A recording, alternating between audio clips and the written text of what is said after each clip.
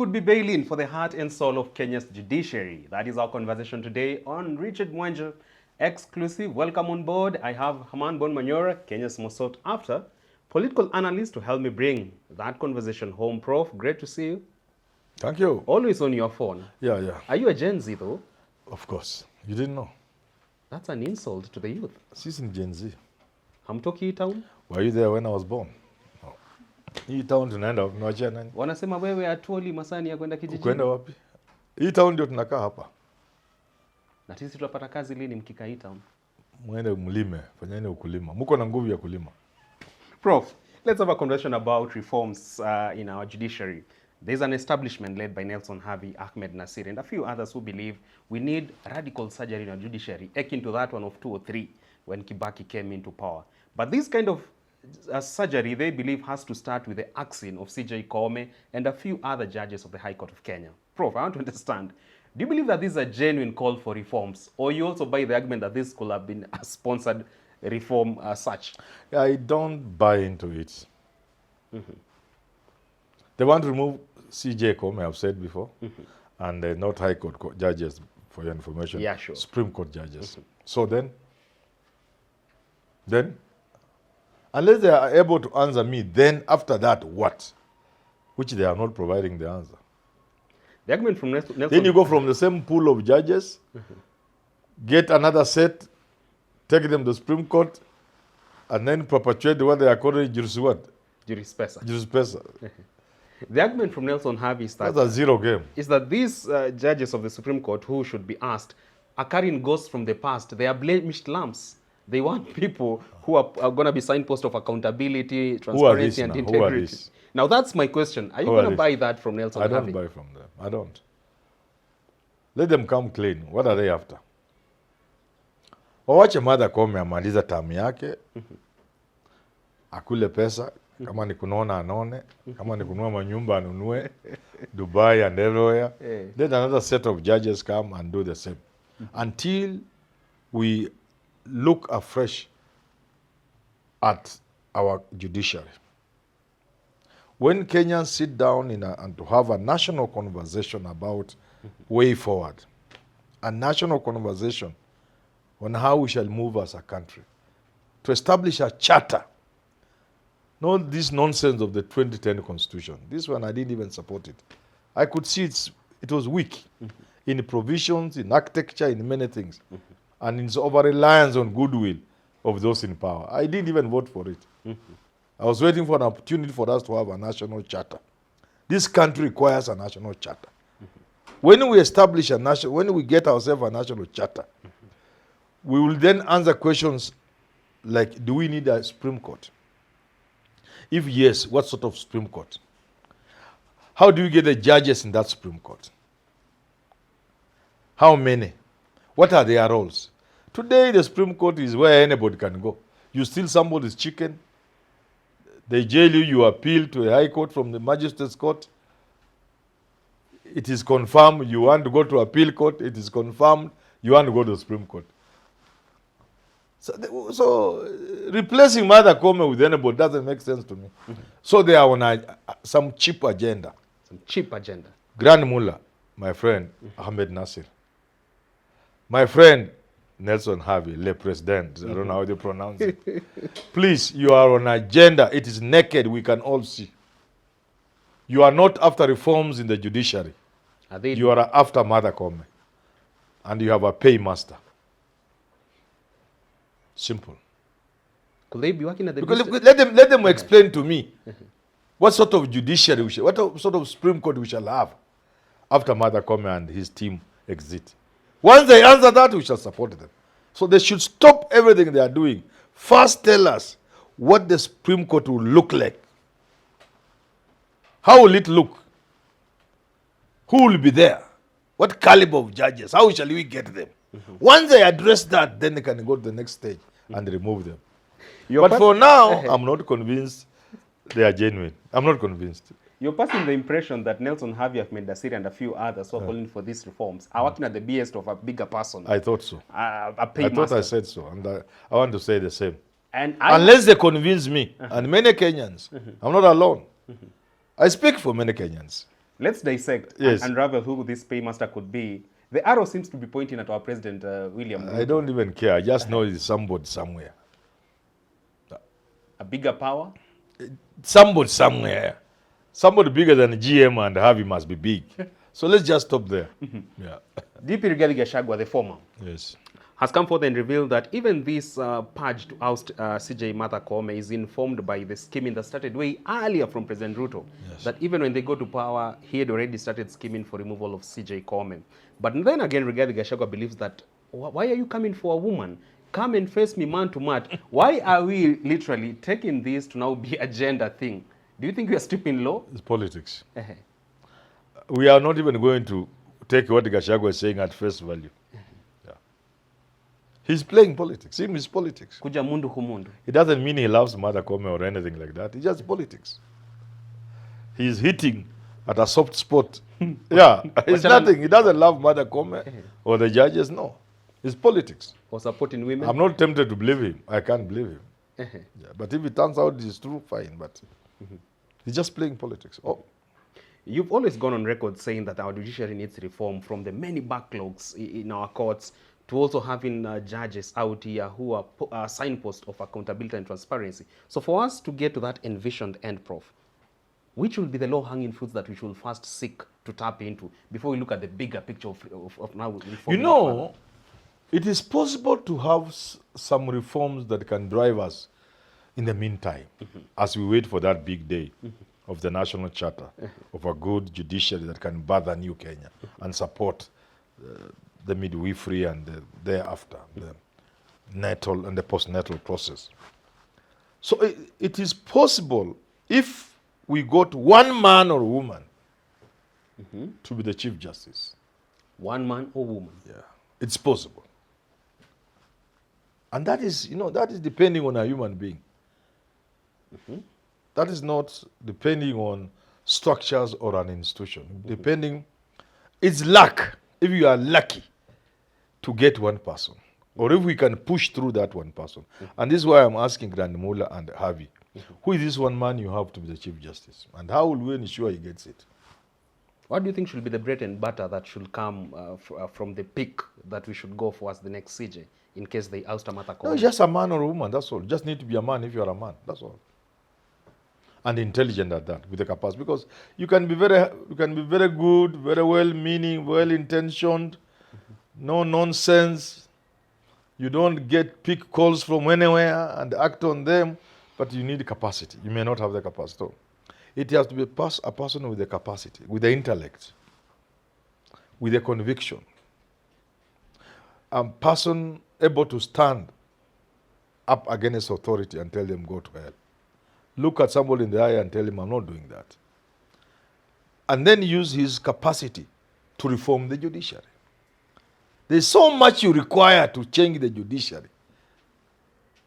I'm not a member of the judiciary in terms, I'm not a member of the legal fraternity. But if you gave me to head the judiciary, I will make reforms that will shine through, everybody will see. Without going to law school? Why would I go to law school? There are countries where people like me can practice law. How many people can manage me in our courts if I was allowed to practice? How many of these lawyers can stand with me in court? Not even Omari? Which ones? These are my friends. But how many of them can manage me? In a court of law. Case. You stand there, I stand here. In the UK, I would go through a small process and I can practice. Why can't, if we had that in Kenya, and I was allowed to practice, I'm waiting for the lawyer who would stand with me in court. Lawyer Manyora. I'm waiting for one. If I'm given the judiciary, I will transform it. First of all, and I've taken these people head on. I've even been with Harvey. I've told them, start with dealing with the backlog. And then ensure that cases are processed expeditiously. There are people who are in remand who have been there mpaka hata wamesahau kwao ni wapi. But they are just there. I have a case of 1996. To this date? Yeah. So, the way cases are adjourned casually, mention, You come and get a hearing date, April, in June. Judge is out of town. Oh, lawyer is unwell. The judge is indisposal. When is the next available date? July. If I'm the Chief Justice, nothing like that will happen. 3 months, cases are done. Yeah. We had a glimpse of how to conduct justice. When we followed the ICC, I thought we were learning. Mr. Ruto, Ruto was late for 5 minutes. Judge Ekaterina Trenda somebody. Yeah. Mr. Ruto, you don't come to court late 5 minutes. Today, judge says I'll be sitting, the court will be sitting at 9, he comes at 11. Uncle Golf Club. That's not when I'm the Chief Justice. 9 will be 9. 9:01, you go home. We must be serious. Because when you do these things the way they are being done with the courts, innocent people are suffering. You know what freedom means. I've been through these things. I know what I'm talking about. They are personal to me. Been to prison? You take your freedom for granted until you lose it. Even for 2 minutes, then you know what it means. So you can imagine an innocent Kenyan at the remand prison and the conditions in those remand prisons for years, and yet it turns out he was innocent. Because some judge said, which is the next available date? August. So casually. Delaying justice. Look, I've even suggested to the judiciary, when you go to, right now I'm trying to help a patient at Kenyatta as we speak now. That's why we finish this quickly. I'm helping her go through the motion. She's very unwell. A referral case. When you go to hospital, you don't just happen on a consultant. There is a process. You are seen by junior people until it becomes necessary for you to see a consultant. Okay? So we go to our courts because it's your right to seek justice. Nobody can turn you away. But how much rubbish do people take to court? Clogging the system. The water can't flow. Justice can't flow because the pipes are clogged with rubbish. People take all manner of rubbish to court. Why can't we have a system of clacking out? You know, like you are clacked in a hospital. Clacking out rubbish. You take a case, they are trained legal staff, technical staff have been trained, they are not even lawyers or judges. Legal researchers. Yes, they tell you this case, you still require this document and this before you file it. Why would it go to a judge to waste time or a magistrate only for the person to be told this case still requires 1, 2, 3, 4? Can we have young men clerking such a process? Or this civil case requires this level of evidence, this document, this and this and this. This certification, you have this certified, you have this and this. So that by the time cases, I have gone to court only to be told the magistrate is not there. He's ameenda kwa matanga. And you are there with your lawyer. And it has happened to me many times, not once. Because if you have a case in Kenya, you go to court until it becomes your home. Now I'm wondering, in this day and age, with the telephone, can they have called the litigants and saved them the trouble? I've been to court in a civil case of this accident of mine. We are told the case will be adjourned indefinitely, although then the language they use, sign, whatever, die, whatever they call it. As we look for a court, they look for a competent jurisdiction, that the court cannot handle the amount of money involved. You know, there are levels. Certain courts cannot handle money beyond a certain amount of money. So after 3 months, we come back and say, oh, no, we were wrong. It has since been changed. The magistrate goes up to 10 million. Delayed justice. Yani, you go to our courts and wonder, do they have leadership? This is what I want to hear from Harvey. This is what I want to hear from Grand Mullah. How can we have an infrastructure to run the judiciary? How can we, you see, like during ICC, you meet, say, okay, now, you will be given 30 minutes. We have learned a bit of it, but we are not even using it well. 30 minutes. You are written, you will not be heard orally. You submit 2 pages.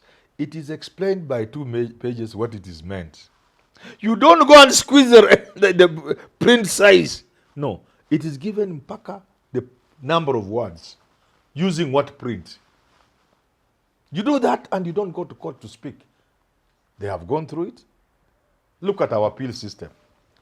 When you go for a court of appeal or the Supreme Court, what do you see? It is the trial is starting again. Boxes of evidence and files. It's like the trial is starting again. An appeal means there's an aspect that is under dispute. It's being challenged. Only that. And every judgment, when you say you have option of appeal, you must make it appealable. The judge must write the judgment in a way when it goes before the court of appeal, the issues are clear. Your judgment the writing of your judgment as a judge must clearly be done so in such a way, that the next level of appeal can see the issues flowing and they deal only with those issues. And that's why I keep saying, a case going to appeal should not take ages because the issues have been distilled. All of them have been argued at the lower court. So there's just a minor aspect of dispute. It's not the whole case. You cannot appeal against the whole case. You can even just appeal against the judgment. Yes, we agree we are guilty. But the sentence, just against the sentence, that this sentence of 10 years without option of fine is excessive. Just that. Only that. And you bring authorities to show why it's excessive. Why there should be an option of fine. The reasons the judge has given for ruling out the option of fine are not convincing. Should that take more than a day in the Court of Appeal? Record time. When they need to go to the Supreme Court. By the time something gets to the Supreme Court, it has been distilled so well that the Supreme Court just sits for an hour and makes a decision. That's what I would do if I was the Chief Justice of Kenya. I get it, Prof. You get it? I get it. And now that, now talk of CJ Martha Koome, in the face of this purge that is leveled against her and a few other judges of the Supreme Court, how should he conduct herself? Well, what do you want her to do? She's doing the job the way these people do it. I mean, those before her have just done the same. Respond to Harvey and group? To respond to Harvey and group through media releases, press, or just to maintain her whatever cool? she chooses. That's her choice.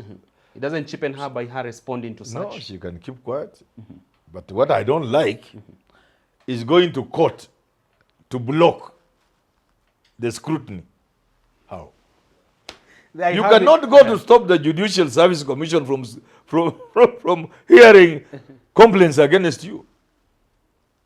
It's against natural justice. Look, and you go to an inferior court to say, let the Chief Justice not come under scrutiny. Which is this junior court that will say, no, you crucify our boss? Because they move to High Court to ensure that the Judicial Service Commission does not process their case, the complaints. Surely, what do you expect from the junior court? The High Court will say, stop. Obvious. That I don't agree. They must go through the court, even if it is kangaroo, and who unto them if they are chased away. Because they are presiding over a rotten system. They are presiding over a rotten system. That is a closing remark from Herman Manyora regarding the reforms that probably Kenya should envision for its judiciary. It remains to be seen whether it shall happen and whether it's indeed a true call for reforms. Until we get to do this again on Richard Boyen's Exclusive, do enjoy the rest of your viewing. Up next, our editions with Jadiel Kabiro and Evans Okenyi.